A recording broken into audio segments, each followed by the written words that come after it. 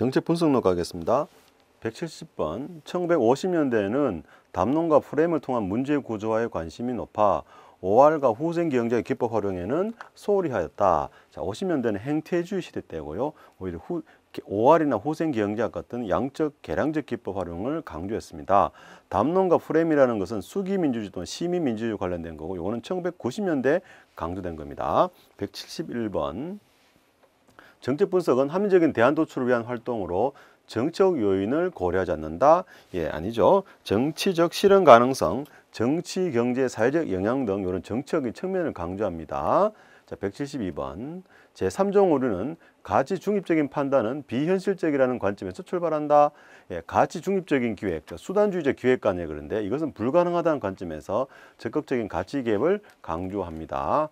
맞는 지문이고, 113번 맞는 기무가설을 배제하는 것을 제1종 오류라 그러고요. 그냥 암기하셔도 되겠습니다. 틀린 기무가설을 채택한 것을 2종 오류란다. 자, 2종 오류는 있는데 없다고 판단하고 1종 오류는 없는데 있다고 판단하는 오류가 되겠고, 틀린 문제 해답, 문제 정의를 잘못한 것을 우리는 3종 오류라고 표현을 합니다. 다음 174번 문제 보도록 하겠습니다. 정책 분석은 문제 상황을 정의하고 분류하기 위해 개념을 명백히 하는 것이다. 여기 문제를 정의한다, 개념을 명백하게 하는 것은 분류 분석이 되겠습니다. 분류를 함으로써 우리가 명백히 개념을 정의할 수 있습니다. 자, 175번 분류 분석이란 정책 문제의 존속 기간 및 형성 과정을 파악하기 위해 사용하는 기법으로 대표적으로 포화표본 추출이 있다. 자, 눈덩이 굴리기, 포화표본 추출은 눈덩이 굴리기라 그랬죠. 요거는 경계 분석이 되겠습니다. 자, 176번 상징적 유추는 분석가가 약물 중독의 문제를 구조하는 데 전염병의 통제 경험으로도 유추한다. 요거는 직접적 유추에 대한 설명이 되겠습니다. 177번 브레인스토밍은 각각의 제한되는 아이디어에 대한 평가가 현장감 있게 진행돼야 된다. 아니죠. 모든 아이디어가 총망라된 다음에 평가가 이루어져야 됩니다. 자, 78번 브레인스토밍은 광범위하고 복잡한 문제보다는 주제가 한정된 경우에 적합하다. 아니죠. 브레인스토밍은 주제가 한정된 경우에 적합합니다. 하나의 주제에 대해서 다양하고 창조적 아이디어를 고안하는 것이 목적입니다. 79번 브레인스토밍은 아이디어가 많은 소수에게 여러 가지 주제에 대해서 아이디어를 제시한다. 브레인스토밍은요, 아이디어가 많은 다수에게 하나의 주제에 대해서 아이디어를 제시하도록 함으로써 기상천외한 아이디어를 발굴하는 기법이 되겠습니다. 자, 180번 델파이 기법은 미래측을 위해 전문가가 아닌 일반인 다수를 활용하는 의사결정 기법이라 했는데, 델파이 기법은 기본적으로 전문가를 활용하는 기법이 되겠습니다. 자, 181번 정책 델파이 기법은 참가자를 선발하는 과정은 전문성 자체보다는 이해관계와 식견이라는 기준에 바탕을 둔다. 델파이는 전문성에 바탕을 두지만 정책 델파이는 정부 정책에 활용되는 것이기 때문에 이해관계와 식견이라는 것이 중요하다. 식견이라는 것은 많은 정보를 가지고 있어야 된다는 뜻이 되겠습니다. 자, 82번 지명반론자 기법은 자기적으로 특정 조직원들 또는 집단을 반론을 제기하는 집단으로 지정해서 반론자 역할을 부여하고 이들의 제기하는 반론과 이에 대한 제안자의 옹호 과정을 통해 의사결정을 유도하는 기법이다. 맞고요. 83번 관련자들이 의사결정에 참여하지 않은 채, 이것이 포인트입니다. 참여하지 않는다, 포인트입니다. 서면으로 대안에 대한 아이디어를 제출하도록 하고 모든 아이디어가 제시된 이후 토의를 거쳐 투표로 의사결정하는 것, 이걸 우리가 명목집단기법이랍니다. 의사결정 과정에 참여하지 않은 채가 키워드입니다. 다음에 184번 근거이론은 질적 연구 방문론에 해당한다. 예, 맞는 지문입니다. 근거이론, 면담, 현장 관찰, 문서 분석 등등, 현장 노트 등 이걸 통해서 자료를 수집합니다. 여러분이 그 현장에 사건 현장 가셔가지고 자료 분석하면 하시는 거 있잖아요. 현장 점검하고 하는 거 검증한다 이러나요? 그게 근거이론의 아이디어입니다. 다음에 85번 교차 영향 분석은 사건 간의 상호 관련성 식별에 도움을 주는 기법으로 연관 사건의 발생 유무에 기초하여 미리 어떤 사건이 일어날 확률에 대하여 식견 있는 판단을 이끌어내는 직관적 기법으로 조건 확률을 이용한다. 자, 확률 게임인데요. 예를 들면 석유 유가가 폭등을 몇 프로 하느냐에 따라서 그 유가 폭등이 물가 상승에 얼마만큼 영향을 미치느냐, 또는 이 유가가 폭등하니까 자동차 운전율이 자동차 운행률이 감소해서 교통사고가 얼마나 몇 퍼센트 감소할 것인가, 이런 것들을 다루는 것이 교차 영향 분석입니다. 사건 간의 관련성을 확률을 통해서 예측하는 겁니다. 86번. 제약 조건이나 미래의 상황을 명확하게 알거나 불확실성을 극복할 수 있는 경우에는 선형계획, 비용 편입 분석, 회기 분석 등 확률적 모형을 사용한다. 자, 이런 모형들은 확정적 모형이 되겠습니다. 기본적으로 확률을 넣지는 않습니다. 선형계획 같은 거. 자, 187번. 분기점 분석은 정책 상황의 변화 등에 따라 정책 결과가 어떻게 영향을 받는지 분석한다. 정책 상황의 변화죠. 상황 분석에 대한 내용이 되겠죠. 답에 숨어 있죠. 정책 상황의 변화, 상황 분석이 되겠습니다. 88번. 편익 계산 시 실질적 금액이 아닌 편익이 아닌 금전적 편익은 편익에 제외한다. 예, 맞습니다. 실질적 편익만 집어넣습니다. 요건 그냥 암기하셔도 되겠습니다. 89번 문제. 공공사업의 경제성 분석에서 직접적이고 유형적인 비용과 편익은 반영하고 간접적이고 무형적인 비용과 편익은 포함하지 않는다. 예, 이 비용 편익 분석이죠. 비용 편익 분석에서는 간접적이고 무형적인 비용과 편익까지 모두 포함을 시킵니다. 예컨대 우리가 자동차 산업도 있잖아요. 자동차 산업 자체를 직접적으로는 자동차를 생산하고 판매하는 거지만 자동차 산업이 발전함으로써 예를 들면은 기타 다른 기계 분야도 다 기계 공업 같은 것들 발달할 수 있겠죠. 뭐 강판이라든지 엔진이라든가 또 하다못해 도색 작업 같은 거 있잖아요. 이런 식으로 파생돼 나가잖아요. 그래서 간접적인 거 또 눈에 보이지 않는 비용까지 모두 포함합니다.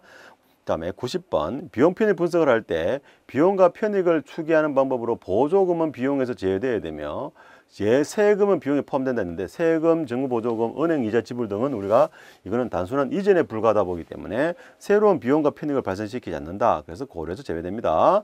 91번. 비용 편익 분석에서 외효과를 창출하는 공공사업의 경우에는 민간 자본 시장에 생성된 시장 이자율보다 동원의 초록색 낮은 사회적 활용률을 적용합니다. 낮은 사회적 활용률을 적용시켜서 상대적으로 더 많은 편익이 나타난다고 인식을 시켜서 어떻게든 그 사업을 하게 하는 거기 때문에 시장 이자율보다는 낮다고 봅니다. 자, 92번. 비용 편익 분석은 비용과 편익의 가치에 대한 각 개인의 주관적 차이를 반영하지 못한다. 왜냐하면 객관적 가치, 계량적으로 평가하는 거죠. 금액으로. 그러다 보니까 주관적 가치를 파악을 못하게 됩니다. 뭐 예를 들면은 우리가 같은 환경이라 하더라고요. 그죠? 어떤 사람은 이거를 100만 원만큼의 환경이 파괴됐다 그랬죠. 어떤 사람들은 이게 왜 100만 원이냐? 1000만 원 이상의 환경 파괴의 가치가 있다. 이렇게 사람마다 다 다르잖아요. 그래서 주관적 차이까지는 반영하지 못한다고 그럽니다. 자, 다음 93번 문제. 비용가 분석은 총효과가 총 비용을 초과하는지 여부에 대한 직접적 증거를 제시하지 못한다. 빈출 지문이죠. 왜냐하면 비용은 양적 개념이고 효과는 질적 개념이기 때문에 동일선상에서 비교하기 힘듭니다. 자, 94번. 비용가 분석은 시장 가격에 대한 의존도 낮으므로 민간 부분의 사업 대안 분석에 적용 가능성이 낮다. 비용가 분석은 시장 가격에 대한 의존도 낮죠. 왜냐하면 효과 같은 경우는 가격이 아니라 말 그대로 질적인 효과로 분석하기 때문에 공공부문의 사업 대안 분석에 적용 가능은 없습니다. 국방, 경찰, 운수, 보건 등이 되겠고요. 이것도 자주 나오는 질문이고 95번. 진익의 수가 1인 경우 완전한 소득 균형 균등 배분이 이루어짐을 의미한다? 아닙니다. 0인 경우 완전한 소득 균등 배분이 이루어진다고 얘기합니다. 자, 다음 정책 결정론으로 바로 넘어가겠습니다. 합리 모형은 대안을 선택할 수 있는 기준이 명확해야 된다. 예, 맞는 질문이죠. 능률성이라는 대안 선택 기준이 명확해야 되고 97번. 만족 모형은 미래에 발생할 현상을 예측하고 모든 대안을 검토한다. 자, 모든 대안을 검토하는 것은 합리 모형 내용이죠. 만족 모형은 무작위적이고 순차적으로 이루어집니다. 키워드입니다. 무작위적, 순차적으로 대안 탐색한다. 자, 98번. 경제인은 불확실성이나 불충분한 정보 등으로 대안의 결과를 예측하지 못하나 행정인은 동태적 상황을 고려하여 대안의 결과 예측을 시도한다. 반대로 되어 있죠. 행정인이 불완전한 정보화에서 하는 거, 경제인은 완전한 정보를 전제로 하는 거, 이렇게 보시면 됩니다. 완전한 합리성 경제인, 제한된 합리성 행정인, 사이먼이 얘기한 거죠. 99번. 정정 모형은 중요한 대안이나 기본적 가치를 간과할 가능성이 있다. 지나치게 보수적이다 보니까 그죠. 기본적 가치를 새로운 대안을 받아들이지 못하는 요인이 될 수 있다. 예, 점정 모형 기존의 것을 인정하고 가기 때문에 그런 거죠. 다음 200번. 점정적 변동은 긍정적 환류 또는 수학 체감의 법칙이 작용하는 이유는 작동한다. 자, 점정적 변동은 부정적 환류와 수학 체감의 법칙이 작용하는 겁니다. 긍정적 환류는 오히려 비점정적 변동이죠. 자, 비점정적 변동이라는 거는 폭발적 증가하는 겁니다. 자, 긍정적 환류나 수학 체증의 법칙은 폭발적 증가입니다. 다음 201번 점정 모형은 비가본적 정책 결정에서 적용하기 곤란하다. 이거 자주 시험에 나오죠. 자, 비점정적 점정 모형은 가본적 정책 결정에 적용이 용이합니다. 예컨대 무슨 급식을 고3, 고2, 고1, 중학생, 초등학생 이렇게 순차적으로 실시한다는 것 자체가 이게 가분적인 거죠. 고3, 고2, 고1 나눌 수가 있잖아요. 그래서 가분적으로 해야만이 점진적으로 점정 모형이 됩니다. 2번 점정 모형은 인간의 인지적 한계를 인정하므로 급격한 개혁과 새로운 환경을 반영하는 혁신적 정책 결정을 설명하기 용이하다. 말도 잘못됐죠. 소폭적 변화를 추구하는 점정이라는 것은 그러다 보니까 환경에 대한 적응력도 약하고 지나치게 보수적이어서 혁신을 제어할 수 있다. 3번 회사 모형은 조직의 불확실한 환경을 회피하고 조직 내 갈등을 극복하기 위하여 장기적인 전략과 기획의 중요성을 강조한다. 자, 장기적인 전략보다는 단기 전략을 중요시 여기고 단기적 환류합니다. 요거 203번 주제 이 지문 아주 빈출 지문이죠. 꼭 가져가시기 바랍니다. 회사 모형은 단기 전략을 중시한다. 왜냐하면 회사 모형이 이 자체가 점정 모형에서 유추돼 나온 거죠. 자, 4번 회사 모형에서는 부분적 최적화를 통한 국제적 합리성 강조한다. 맞는 질문이 되겠습니다. 조직을 부서별로 그죠? 단위 사업 부서별로 준독립적 운영을 이루어진다는 거죠. 그래서 자기 조직의 목표만을 우선시하게 되고 우선시하고 최적화를 추구하고 타 조직 그죠? 다른 부서 상황을 고려하면서 조직 전체 목적을 극대화시키고자 합니다.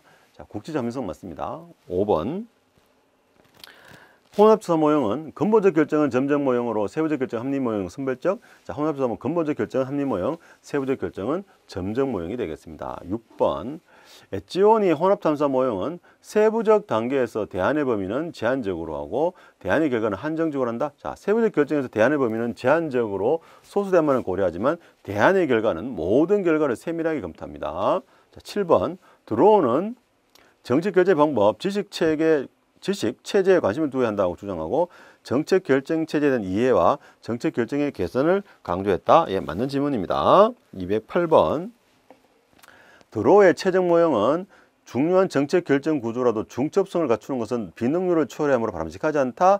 예, 정책 결정 체제는 중첩성을 갖춰야 된다고 합니다. 요거 꼭 기억하시기 바랍니다. 빈출 지문입니다. 9번 최적 모형은 기존의 정책을 바탕으로 이루어지는 점정주의 성향에 출발한다. 기본적으로 합리 모형에서 출발합니다. 합리 모형에다가 초합리성을 개념을 도입한 거죠. 그래서 기본적으로는 경제적 합리성을 중요시 여긴다 됩니다. 자, 10번 최적 모형은 양적 분석뿐만 아니라 질적 분석도 동시에 고려된다. 바로 이 양적 분석이 합리 모형이고 질적 분석이 초합리성이 되는 거죠. 동시 고려합니다. 자, 11번 문제 에르슨 모형의 합리 모형은 표준 운전의 중요성을 강조한다. 합리 모형이 아니고 모델 2가 SOP의 중요성을 강조합니다. 모델 2라는 거는 이제 회사 모형, 조직 모형이죠. 그 각 하위 부서가 자기 부서만이 가지고 있는 SOP에 치중하는 거죠. 그러니까 국제적 합리성을 추구한다고 연결되기도 합니다. 12번 앨리슨의 조직 과정 모형에서 조직은 장래의 불확실성 자체를 회피하려 하기보다는 발생 확률을 예측하여 불확실성에 대처하려고 한다. 자, 조직 과정은 조직은 발생 확률을 예측하여 장래의 불확실성에 대처하기보다는 불확실성 자체를 회피하려고 합니다. 단기적인 환류를 하고 불확실성 자체를 회피하려고 하지 뭐 예측하고 이렇게 대응하고 그러지 않습니다. 왜냐하면 이것도 조직 과정 모형 다시 말씀드리지만 만족 모형에서 유추돼 나온 거죠. 예, 13번 앨리슨의 관료 정치 모형은 조직 하위 계층에 적용 가능성이 높고 조직 과정 모형은 조직 상위 계층. 자, 관료 정치 모형은 주로 조직 상위 계층, 백악관, 청와대. 조직 과정 모형은 조직 하위 계층, 그래서 국제적 합리성 추구한다는 말이 되겠죠. 합리 모형은 조직 전체 적용. 요거 13번 주제 빈출 지문 가져가시죠. 14번 쓰레기통 모형은 불확실성과 혼란이 심한 상태로 정상적 권위와 결정 규칙이 작동하지 않은 상황에 적용된다. 예표적으로 다당제 또는 의회나 행정부, 사업부가 모두 관여된 또는 여러 행정부, 여러 부처가 관련된 어떤 정책 결정의 경우 많이 적용되고 있고요. 다음에 15번 쓰레기통 모형 의사결정 방식에는 끼워넣기, 밀어두기 등이 있다 했는데요. 자, 끼워넣기란 건 날치기 통과, 밀어두기란 짐 빼기 결정을 말합니다. 뒤에 다시 나옵니다. 16번 쓰레기통 모형에서 불확실한 기술은 조직의 의사결정 참여자의 범위와 그들이 투입하는 에너지가 유동적이다. 요거는 의사결정자와 참여자와 관련된 내용이죠. 일시적 간헐적 참여자 내용이 되겠고요. 17번 진폐의 결정이라는 것은 인적 물적 자원의 여유가 없을 때 막후 실력자에게 의존하거나 휴회 등을 통해서 관련된 문제가 다른 의사결정의 기회를 찾아 떠날 때까지 기다렸다가 주된 문제를 결정하는, 말 그대로 짐 뺀다는 거죠. 이건 여유가 없을 때 하는 거예요. 달치기 작전은 조직화된 무정부 상태에서 인적 물적 자원 여유가 없을 때 중심적 문제를 재빨리, 중심되는 문제 해결을 빨리 해버리는 거, 빨리 한다. 날치기 통과. 진폐의 결정은 막고 실력자에게 의존하거나 휴회 등 해가지고 질질 끄는 거죠. 자, 19번. 사베틱스 의사결정에 따르면 의사결정의 질은 사전에 설정된 표준 운영 절차가 얼마나 정교한지에 달렸습니다. 이런 표준 운영 절차에 따라서 어떤 주요 변수에 대한 정보만을 미리 정해진 표준 운영 절차에 따라서 문제를 해결해 나간다는 거죠. 자, 주요 변수만 정보만 가져간다는 거 포인트 하나. 그다음에 또 표준 운영 절차에 따라서 움직인다는 거 보시고. 20번. 집단 사고란 조직 내 사회적 압력으로 인해 비판적 사고 억제되고 판단 능력이 저하되어 결국 잘못된 의사결정에 도달하는 걸 말하고요. 제니스가 주장한 거죠. 21번. 제니스가 주장한 집단 사고는 위험을 회피하고 어떠한 혁신에 도전하지 않는다. 아니죠. 이거는 무사안일주의에 대한 설명이 되겠습니다. 최근 지문입니다. 22번. 정책 딜레마 상황에서 정책 결정자는 정책 결정 회피와 지연, 정책 문제 재규정, 상충되는 정책 대안의 동시 선택 등을 하게 됩니다. 자, 정책 딜레마 상황, 정책 결정자가, 포인트는 정책 결정자가 정책 결정 회피와 지연을 합니다. 예컨대 우리 부산 가덕도 있잖아요. 부산 가덕도 같은 경우에 계속 정권을 밀었었죠. 박근혜, 이명박, 박근혜 대통령 때 문재인 정부 와가지고 이제 가덕도에 하겠다고 했는데 이 부산에 하느냐, 부산 가덕도에 하느냐, 밀양에다 하느냐, 이거 하나의 딜레마였거든요. 바로 결정을 회피하거나 지연하는 게 그런 내용이 되겠습니다. 자, 다음 23번 문제 정책 집행론인데요. 고기는 통제적 연구 설계의 바탕 위에서 이론의 검증을 시도하는 제3세대 집행 연구이다. 통계적 연구 설계 되겠죠. 자, 그다음에 프레스만과 일답스키는 24번인데요. 전공적 정책 집행을 위해서는 정책 집행은 정책 결정과 분리되어 독립적으로 수행되는데요. 자, 프레스만과 일답스키는 현대적 집행 연구하고 이 결정과 집행은 밀접한 상호 관계를 가지고 있다고 봅니다. 독립적으로 수행하는 것이 아니라 밀접한 관계를 가지고 있다. 자, 프레스만 일답스키가 자체가 행정 국가 때 했던 분이잖아요. 이 연구를, 그죠? 그러니 결정과 집행 밀접한 상황을 가지고 있고. 25번. 프레스만 일답스키는 성공적 정책 집행을 위해서는 정책 집행을 프로그램 설계가 조심하세요. 단순해야 된다고 봤어요. 오히려 복잡한 것이 정책 집행의 차질을 가져온다고 봤죠. 자, 또 성공적 정책 집행을 위해서는 정책 집행에 개입하는 참여자 수가 적어야 된다고 했어요. 지나치게 많은 참여자 때문에 오클랜드 사업, 그죠? 이게 실패했다고 봤던 거거든요. 자, 27번. 지시적 위임형은 정책 결정자가 구체적 목표 수단을 설정하면 집행자는 지시와 위임을 받아서 정책 대상 집단과 협상한다 되는데, 자, 정책 집행자들은 정책 수단을 결정할 수 있는 제한권을 가지고 있고, 그다음에 또 다수의 집행자가 참여하는 경우에는 어떠한 수단을 선택할 것인가에 대해 합의를 이루어야만 합니다. 자, 그다음에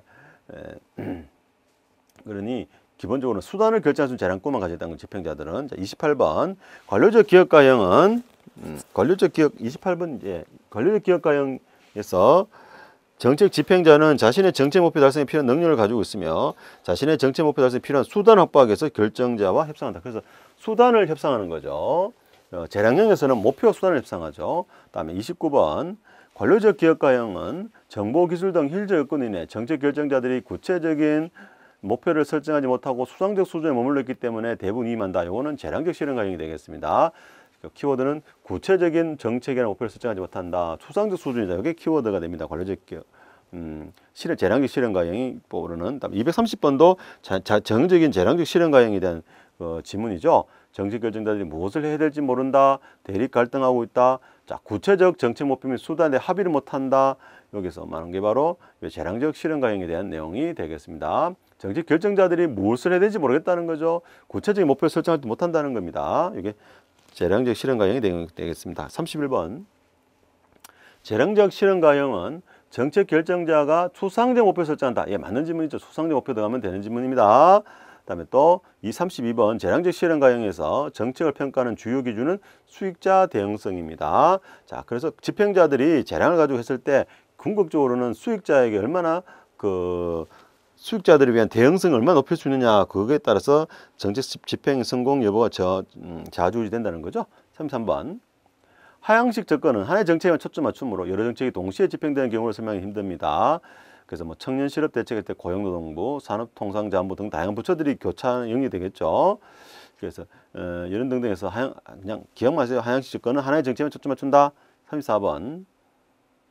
정책 집행에 대한 상용적 접근 방법은 집행 현장에서 여러 정책이 동시에 추진되어 어느 하나의 정책도 지배적이지 못한 채 다양한 공적, 사적 정책 프로그램이 교차하는 집행 능력을 보다 다를 수가 있죠. 왜? 상향이니까. 그죠? 다룰 수 있다. 없다가 아니고 다룰 수 있습니다. 상향이라는 것은 상대적으로 현장을 강조하기 때문에 현장에서 다양한 정책이 교차하는 것을 잘 다룰 수 있다는 겁니다.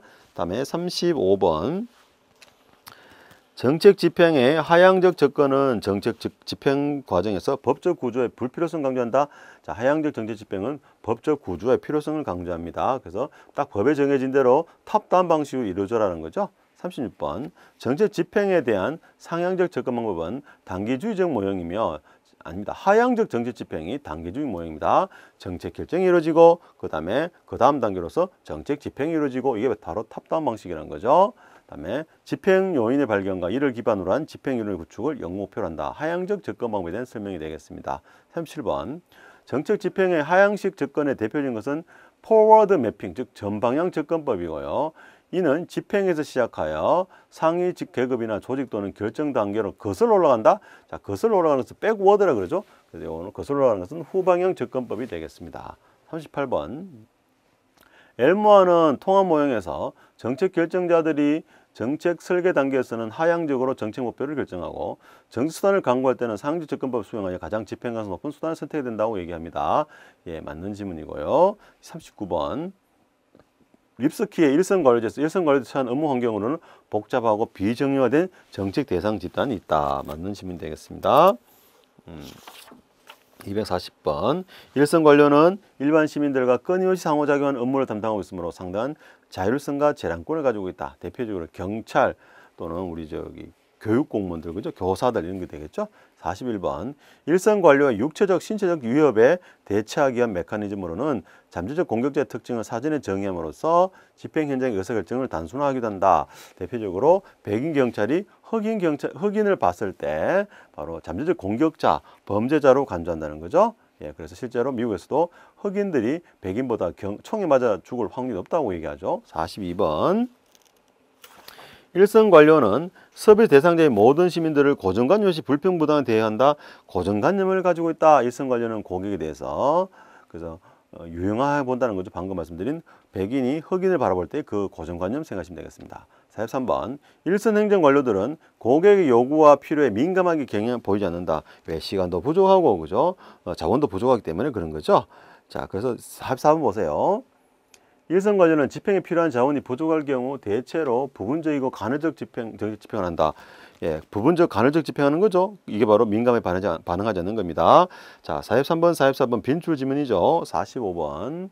립스키 일선관료의 경우에 객관적 성과평가 기준이 명확하여 목표 달성을 지향하는 성과 측정이 용이하다. 자, 아닙니다. 일선 현장은 목표가 모호하거나 이율 배반적인 경우가 많기 때문에 성과가 측정이 불가능하지 않지만 매우 용이한 것이 아니라 어렵다고 얘기합니다. 현장에서 그죠? 아주 수많은 일들이 많잖아요. 그러니 과연 그게 진짜 목표를 달성했는가? 성과 측정이 쉽지가 않죠. 46번. 립스키 일선관료의 경우 부족한 자원에 대처하는 가장 쉬운 방법은 지름길을 택함으로써 시간을 절약하고 대3 집단의 갈등이나 결정에 대한 심리적 불안을 피하고자 한다. 한마디로 지름길 택하면 어떻게 할까요? 편견을 가지고 버리면, 편견을 가지면 가장 쉽겠죠. 구체적으로 그 사람이 가지고 있는 모든 상황을 다 고려하는 것이 아니고 그냥 에이 쟤는 흑인이니까 범죄자겠지 이런 식으로 해버리고 심지어 불안을 피하는 거죠. 그냥 간단하게 해결하는 거예요. 자, 다음 47번. 사바티어의 정책지지연합 옹호연합 모형은 하향적 접근을 기본 관점을 채택하고 상향적 접근 방법을 결합한다는데 반대로 됐죠. 상향적 접근 방법을 기본 관점을 채택하고 하향적 접근 방법을 결합을 시키고요. 또 정책 옹호연합 모형에 따르면 정책 학습을 통해 행위자들의 기저 핵심 신념을 쉽게 변화시킬 수 있다. 기저 핵심 신념은 쉽게 변하지 않습니다. 대표적인 것이 뭐 정치에 대한 관점들, 보수냐 진보냐 이런 것들은 어릴 때부터 성장하면서 학습된 거죠. 그래서 쉽게 바뀌지 않죠. 그죠? 다음에 정책평가론 249쪽 가겠습니다. 정책평가론까지 해서 이번 강의는 마치겠습니다. 정책학. 양적평가는 연역지 방법을 활용한다. 자, 양적평가는 건 통계, 실적치, 비율치 등인 거예요. 이런 것들을 말합니다. 계량평가고요.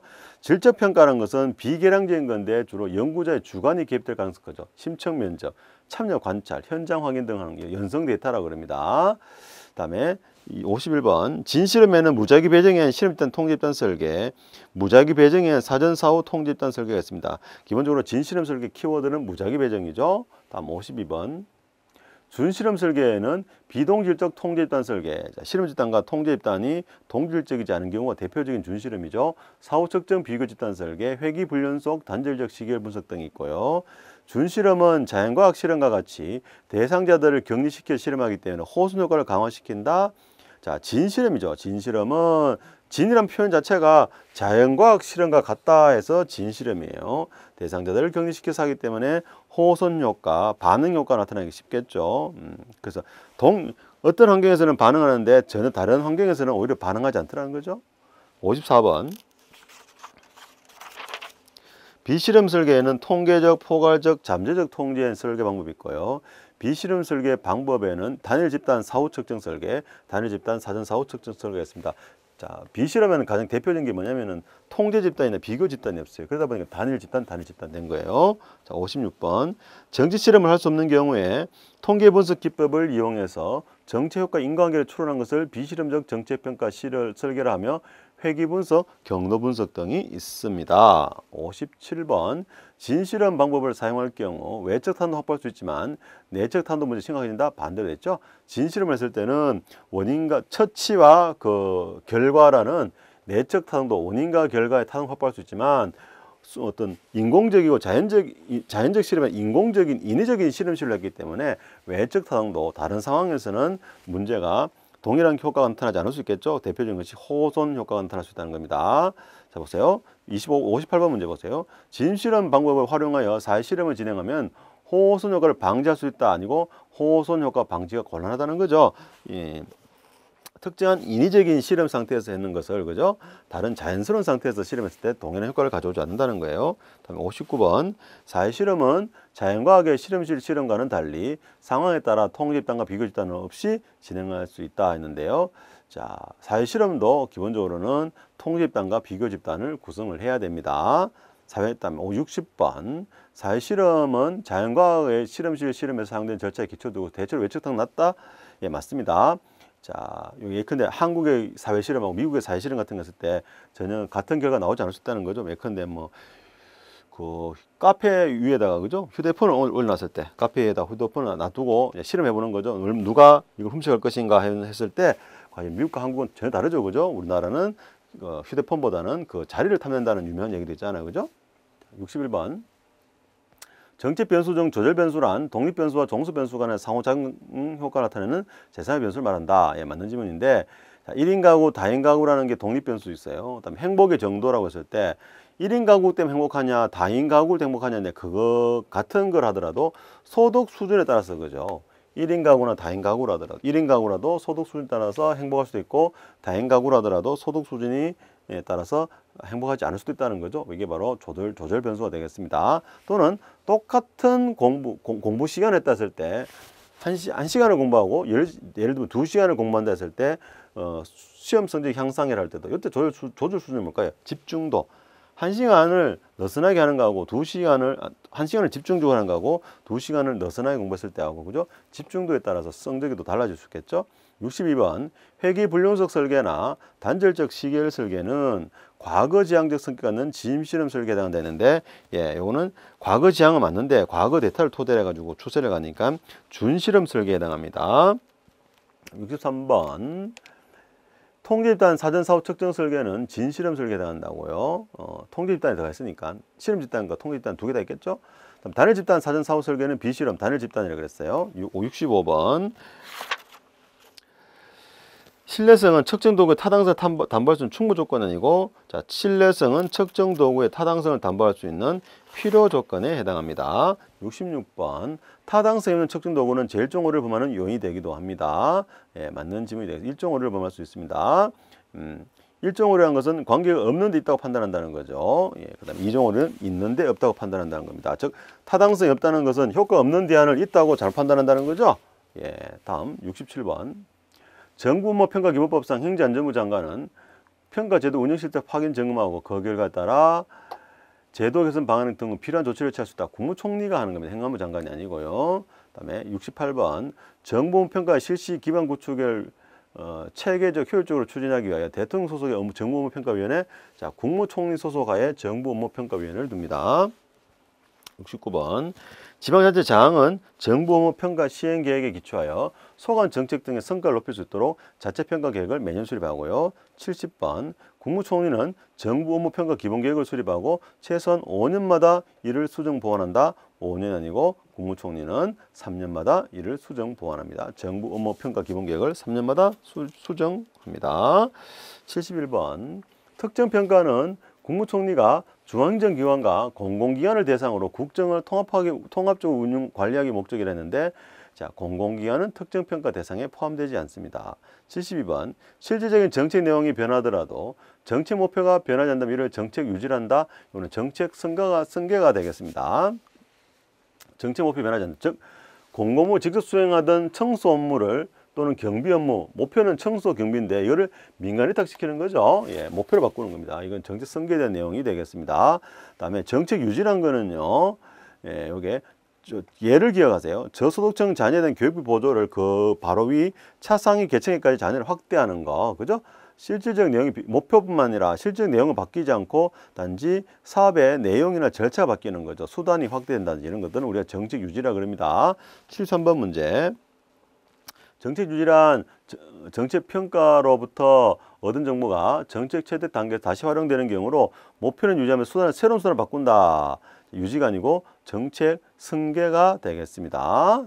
다음 74번. 정책 유지는 기존 정책의 기본 골기 유지하면서 수단의 부분적인 변화만 가져오는 거. 이게 정책 유지입니다. 수단의 부분적 변화라 그랬죠? 뭐가 있었어요? 위에 72번 문제 한번 보세요. 저소득층 자녀에 대한 교육비 보조 있죠? 이걸 어떻게 한다는 거죠? 차상위 계층까지 확대하는 거. 이게 바로 수단 자체를 완전히 바꾸는 게 부분적 변화죠. 자, 75번. 정책 지지의 연합 모형은 정책 상위 체제에 대한 분석 단위에 초점을 두고 변화를 이해한다고 하는 정책 하위 체제를 분석 단위로 둡니다. 예컨대 이제 특정 정책에 대해서 찬성 집단, 반대 집단이라는 하위 체제를 분류하는 거죠. 76번. 정책 지지연합 모형에서 외부 안정적 요인에는 정책 문제의 특성, 자원의 배분, 법적 구조 등 이런 것들은 잘 바뀌지 않는다는 거죠. 77번. 정책 지지연합 모형에서 외부 역동적 요인에는 사회 경제적 조건의 변화, 통치 집단의 변화 등이 있다. 예를 들면 통치 집단의 변화, 뭐 대통령 선거라든가 국회의원 선거 등이 되겠죠. 4년마다 바뀌잖아요. 78번. 정책 지지연합 모형에서는 정책 학습을 단기적이고 급진적인 정책 변화를 촉진하는 원동력으로 본다 했는데, 정책 지지연합 모형은요, 정책 학습을 하는 거잖아요. 학습은 장기적이고 점진적이겠죠. 그렇게만 보더라도 이해됩니다. 10년 이상의 장기간이 소요된다 그런 거죠. 79번. 정책 지지연합 모형에서는 신념 체계와 정책 변화는 정책 지향적 학습에 의해서만 가능하다 했는데, 신념 체계와 정책 변화는 지지연합 간의 상호작용, 정책 하위 체제에 영향을 미치는 조건의 변화, 정책 학습 등 다양한 요인에서 신념이 바뀔 수 있겠죠. 여러분도 그렇잖아요. 우리가 괜히 가지고 있는 어떤 정책에 대한 신념 또는 사회에 대한 바로 보는 관점, 신념은 바로바로 바뀌는 게 아니죠. 다양한 요인에 의해서 개인적인 사생활부터, 개인적인 여러 가지 경험부터 해가지고 그죠? 정치 체제의 변화 등등 얼마나 많은 다양한 요인이 바뀝니다. 80번. 네, 벌써 81번 다 오네요. 정책 지지연합 모형에서는 정책 행위자가 강한 정책 신념을 가지고 있다고 간주하므로 정책 행위자의 신념을 변경시키는 데서 과학적 기술적인 정보는 중요한 역할을 하지 못한다. 자, 과학적 기술적 정보도 중요한 역할을 합니다. 신념체계. 근데 방패장 건설 사업 같은 경우 있잖아요. 여러분, 옛날에는 방패장 건설할 때 많은 이게 위험 불안에 대해서 이제 위험성에 대해서 인식을 많이 하고 있으니까 무조건 반대를 했는데, 예를 들어 가지고 뭐 기술이 발전됐다. 그럼 어떨까요? 좀 예전보다는 좀 부드러운 시선으로, 그죠? 강경한 대책보다, 강경한 태세보다는 부드러운 어떤 태세를 취하면서 조금은 옹호적으로, 조금은 지지하는 입장을 보일 수도 있겠죠? 신념을 바꿀 수 있다는 거예요. 과학기술이 발달했을 때. 자, 마지막 81번 보도록 하겠습니다. 무치아로니의 이익집단 위상 변동에서는 이익집단들의 위상이 어떻게 바뀌냐는 건데, 환경적 요인 같은 정책의 이슈 맥락은 환경적 요인과 같이 정책 유지 또는 변동에 영향을 미치는 정책 요인을 말한다. 자, 이슈에 따라서 이 위상이 바뀔 수 있다는 거죠. 예를 들면 제도적 맥락이라는 거는 따라 기억해놨어요. 입법부 행정부의 지도자들을 포함하는 구성원들이 특정 산업에 대해 가지고 있는 선언 행태를 말하는 제도적 맥락. 즉 예컨대 대통령이 어떤 노동 정책에 대해 가지고 있는 어떤 성격을 가지고 있느냐에 따라 가지고 예를 들면 민노총이나 그죠 이런 노동 단체들이 이단이죠 위상이 바뀔 수 있는 거잖아요, 그죠? 뭐 그렇게 생각하시면 되겠습니다. 보수 정권에 들어서냐, 진보 정권에 들어서냐에 따라서 이단의 위상이 바뀔 수 있는 거 이런 내용이 되겠죠. 자, 그다음에 조직론 가는데요. 여기 아마 이게 좀 지문이 거의 700개가 넘습니다. 그래서 이거를 단기간 내에 한번 좀 이렇게 쭉 제가 뭐 상세 설명보다는 한번 좀 틀린 지 맞는 지문을 해가지고 짧게 터치하면서 그죠? 우리 끝까지 하는데 아마 빠른 시간 내에 아마 여러분 최근에 중요 지문들을 다 볼 수 있는 기회가 아닌가 싶습니다. 그래도 한 문제라도 더 우리가 더 맞춰야 되는 거 아니겠어요, 그죠? 예, 끝까지 파이팅 해주세요.